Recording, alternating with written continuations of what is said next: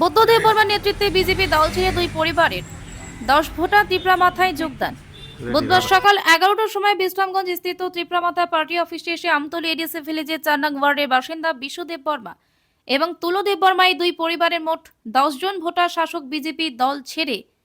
ত্রিপুরামাথায় যোগদান করেন। তাদের হাতে দলীয় পতাকা তুলে দেন চরিলামের ত্রিপুরামাথায় ব্লক সভাপতি বুদ্ধদেব বর্মা। এছাড়া এদিনের যোগদান সভায় উপস্থিত ছিলেন টিডব্লিউএফ ব্লক সভাপতি প্রহলী দেব বর্মা, অঞ্জলি দেব বর্মা, কৃষ্ণ দেব বর্মা, সন্তোষ দেব বর্মা সহ অন্যান্য আমাদের ত্রিপুরামাথা চৈলাম কেন্দ্রতে আমার নেতৃত্বে তিনি চৈলাম কেন্দ্র আনি নেতৃত্বে খরংনি 10 ভোটার বরক ওই পার্টি আকারে সিনি ত্রিপুরামাথা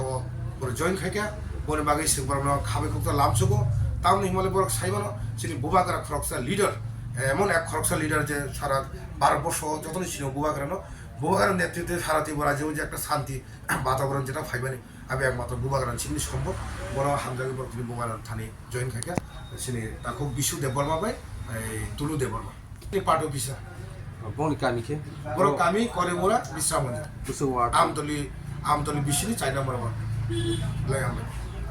বিশু দেব বর্মা এবং তুলু দেব বর্মা বিজেপি ছেড়ে এই টোটাল 10 ভোটার নিয়ে আজকে ত্রিপুরামাথাতে জয়েন করেছেন।